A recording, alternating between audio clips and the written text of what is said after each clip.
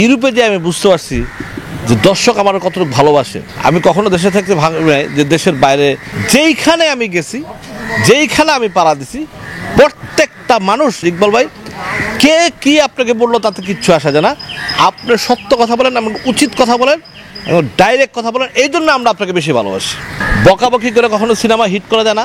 এখন তো আমি পুরোকে আমাকে নিয়ে না, এখানে দেখছি অনেকের নিয়ে বাংলাদেশের, যে আমি তো বাংলাদেশে যাকে স্টার বা সুপারস্টার যাকেই বলে তারা না, তারা বেশি সমালোচনা করছে মানুষ। আমি দেখলাম তো ফেসবুকে গালাগালি তারা কম করে নাই কিন্তু। হ্যাঁ, তারপরে আরও আরেকজনকে দেখলাম, আরেক হিরো, তারাও দেখলাম ফেসবুকে গালাগালি।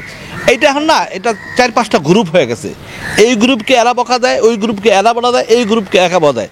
এখন কিন্তু মানে আজকে একটা ফেসবুকে দেখলাম, মানে টোটাল একটা 3-4টা গ্রুপ আছে, একটা 3-4টা গ্রুপ 3-4জনকে বকাবকি করে। তো এগুলো অ্যাকচুয়ালি, এগুলো বকাবকি যারা করে, আমার লোক যারা যদি করে থাকে, আমি তাদেরকে বলবো যে এগুলো করবেন না। এগুলো বকাবকি করে একদম রাস্তার টোকাই, এবং যারা একদম, যাদের আমি সবসময় বলি যাদের জন্মের ঠিক নাই, যারা রাস্তার টোকাই, তারাই মানুষের বকাবকি করে। তা আপনারা আমারা যারা ভালোবাসেন, দয়া করে আপনারা মানুষকে বকাবকি করবেন না।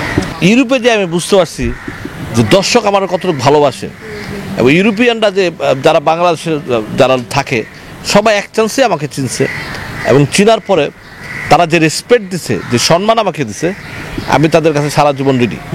না, আমি কখনো দেশে থাকতে ভাঙি নাই, যে দেশের বাইরে একবার মালয়েশিয়াতে গেছিলাম, তখন দেখছিলাম মোটামুটি, এমন আহামরি না, কিন্তু এবার ইউরোপে যে দেখলাম, যেইখানে আমি গেছি, যেইখানে আমি পাড়া দিছি, প্রত্যেকটা মানুষ যথেষ্ট রেসপেক্ট করে আমাকে, এবং আমাকে সবসময় একটা কথা বলে যে ইকবাল ভাই, কে কি আপনাকে বললো তাতে কিচ্ছু আসা যায় না।